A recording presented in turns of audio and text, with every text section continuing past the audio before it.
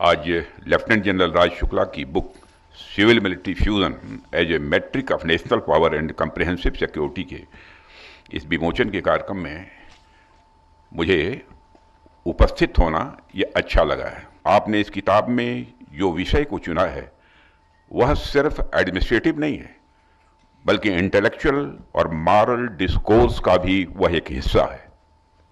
हमारे यहाँ हमेशा पावर का उद्देश्य लोगों का संरक्षण और उनकी सेवा करना रहा है और इसी कारण भारत में कभी भी सिविल एडमिनिस्ट्रेशन और मिलिट्री के बीच कॉन्फ्लिक्ट की स्थिति कभी नहीं पैदा हुई, क्योंकि दोनों का उद्देश्य राष्ट्र की रक्षा और जनता की सेवा ही रहा है। ऑपरेशन सिंदूर के दौरान तीनों सेनाओं के बीच असाधारण ज्वाइंटनेस और इंटीग्रेशन को देखने को हम सबको मिला है। उस ज्वाइंटनेस और इंटीग्रेशन का परिणाम क्या हुआ, यह तो पूरी दुनिया ने देखा है।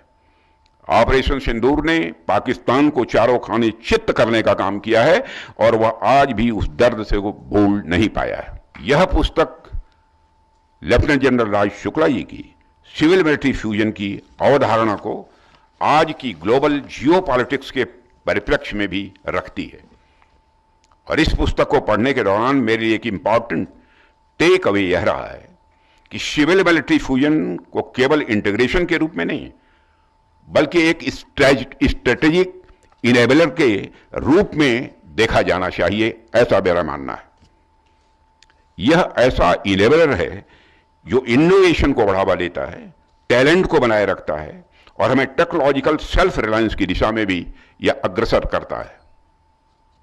और यह फ्यूजन तभी संभव है जब हम अपनी civil industry, private sector, academia और डिफेंस सेक्टर को एक कॉमन नेशनल पर्पज के लिए जोड़ सकें।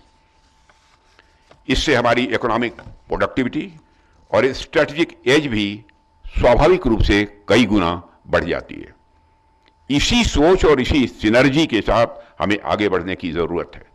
हमसे जुड़े रहने के लिए हमारे YouTube चैनल को सब्सक्राइब करें और नई वीडियो की नोटिफिकेशन के लिए बेल आइकॉन को दबाएं।